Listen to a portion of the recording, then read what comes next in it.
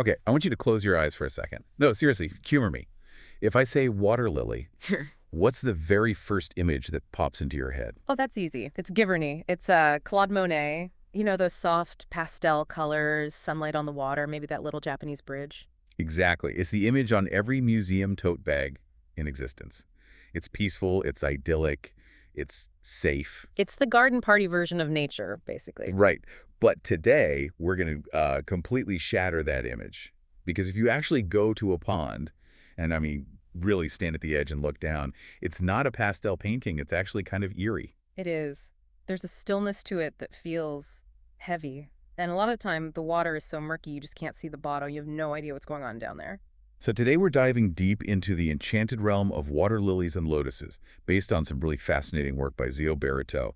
And the core idea here is, well, it's going to make you look at your local botanical garden very differently. The idea is that these places aren't just gardens. Baratu calls them a threshold to the unknown. Which is such a great way to frame it. It is, because we tend to focus on the flower, Okay. the pretty part floating on top.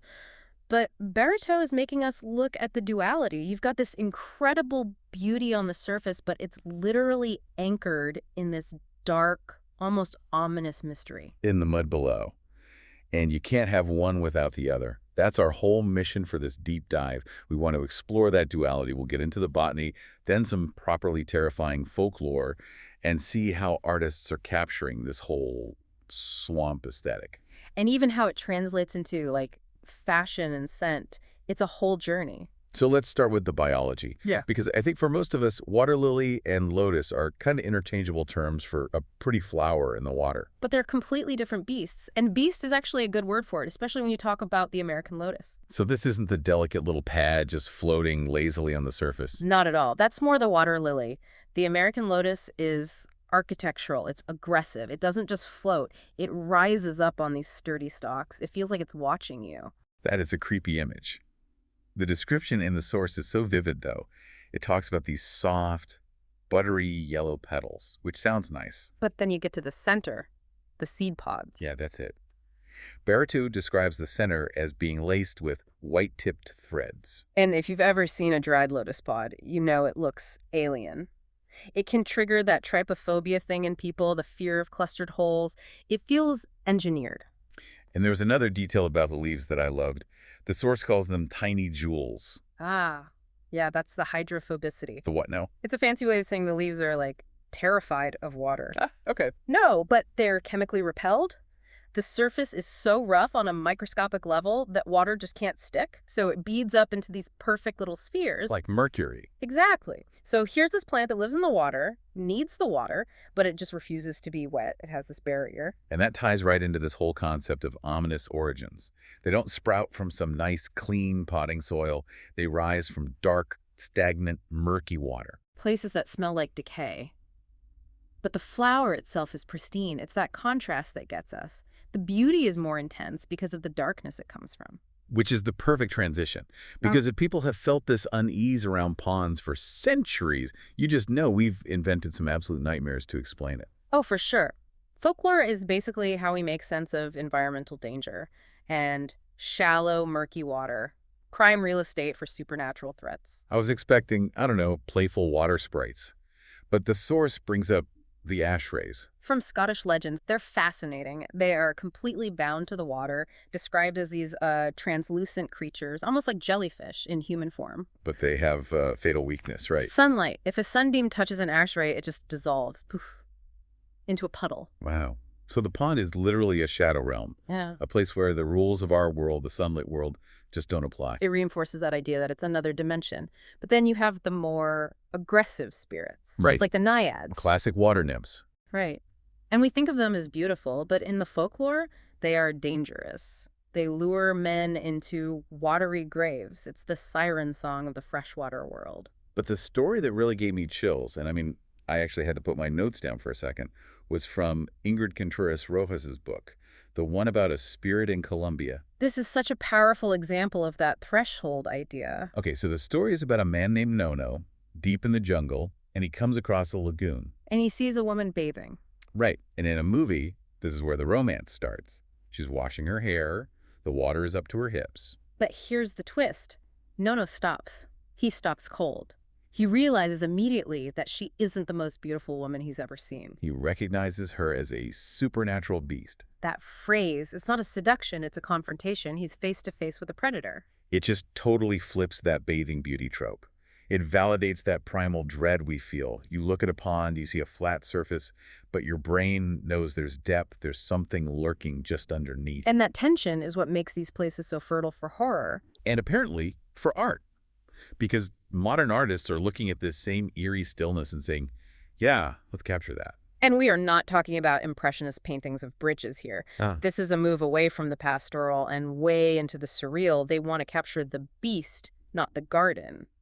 Like Issei Suda.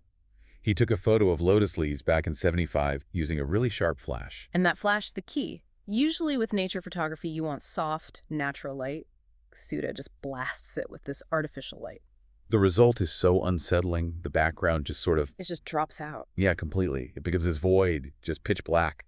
And the leaves suddenly look like silent sentinels in the darkness.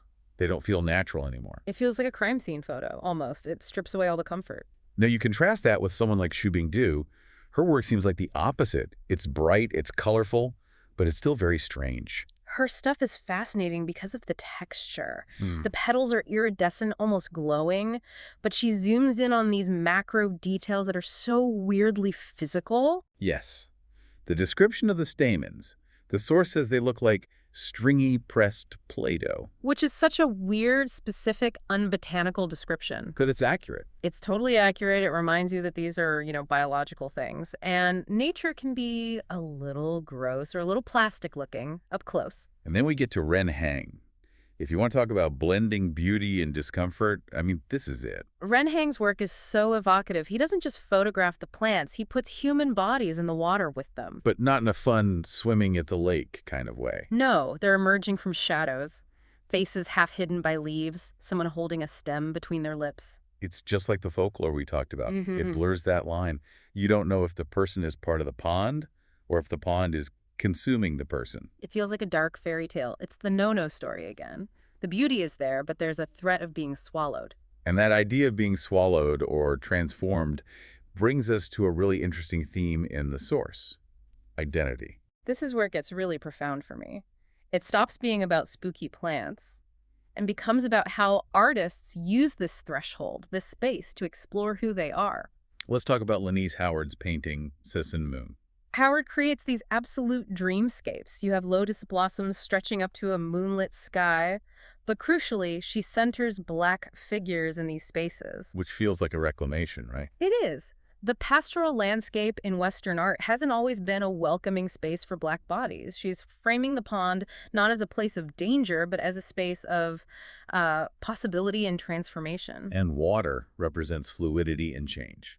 Sasha Gordon really leans into that with her work. Oh, that piece is stunning. It's a figure where the skin is shifting in blues and oranges, and her braids are literally mirroring the ripples in the water. She looks like she's melting into the pond. Exactly. It's a metamorphosis. She's becoming part of the environment. And for Gordon, who is a queer Asian American woman, this reflects themes of identity.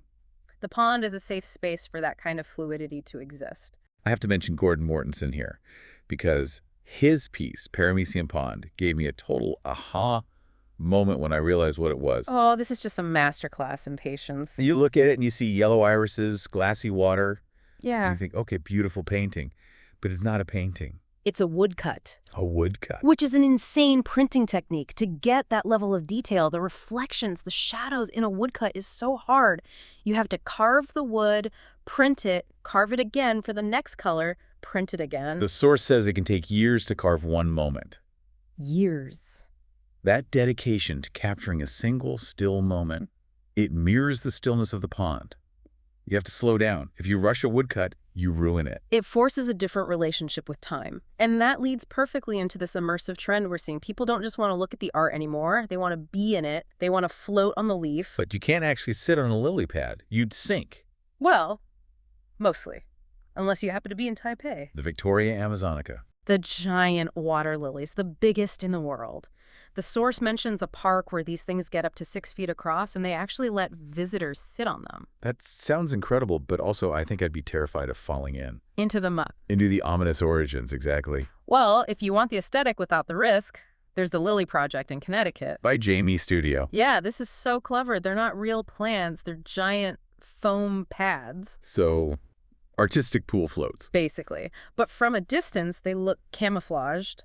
Then you get up close and they have these vibrant, unnatural colors. It lets people drift on the water to physically enter that enchanted realm without disturbing the actual pond. I love that. But okay, moving from floating on art to lifestyle.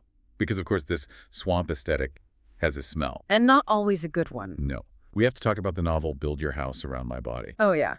It's set in Vietnam, and it's basically a ghost story.